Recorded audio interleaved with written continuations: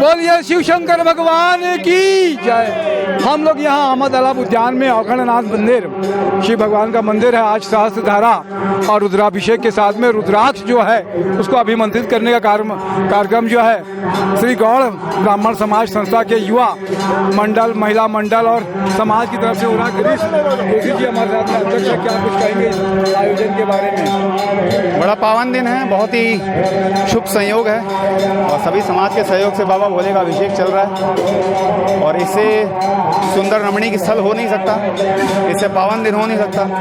और कहते भी हैं कि जहाँ भगवान के भक्त इकट्ठे हो जाते हैं भगवान वहीं होते हैं, तो हमारे लिए तो आज यहीं साक्षात भोलेनाथ हैं और हम बड़े प्रेम से उनका अभिषेक करवा रहे हैं यहाँ पर। आज रुद्राक्ष का भी अभिमंत्रित कर रहे हैं जी। रुद्राक्ष जैसे आपने देखा भी होगा, शिवलिंग के चारों तरफ रुद्राक्ष का श्रृंगार हो चुका है, सहस्त्रधारा चल रही है। अभी शिव जी का जाप भी होगा तो उससे रुद्राक्ष अभिमंत्रित होगा।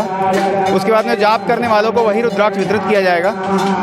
वो साक्षात शिव जी का ही रूप है और वो उन्हीं का आशीर्वाद स्वरूप जो भोलेनाथ हमेशा उनके साथ बने रहें, इसलिए वो रुद्राक्ष अर्पित किया जाएगा। बहुत अच्छी बात है। पसंद तिवारी जी सह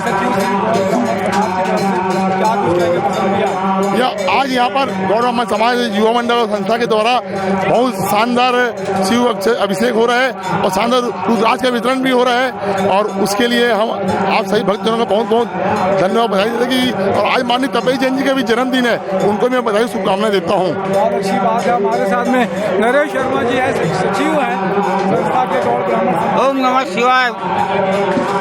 बाबा की सेवा में सभी कार्यकर्ता लगे हुए हैं। जय भोलेनाथ। बहुत अच्छा है कि बाबा की सेवा में आप सब लोग देख रहे हैं। बड़ा ही रमणीक स्थान है ये, रायपुर शहर में एक ऐसा स्थान जहाँ पर आमा तालाब भी है, उद्यान भी है और बहुत सारे मंदिर बने हुए हैं। मंत्रोच्चार के साथ में ये आज सहस्त्र धारा का कार्यक्रम हम लोग देख रहे हैं, रुद्राभिषेक। इसके साथ में मंत्र जाप होगा। मेरे साथ में नरेंद्र ठाकुर जी भी है, मैं उनसे आग्रह करूंगा कि सहस्त्र धारा में जो लोग लगे हुए हैं उन सब का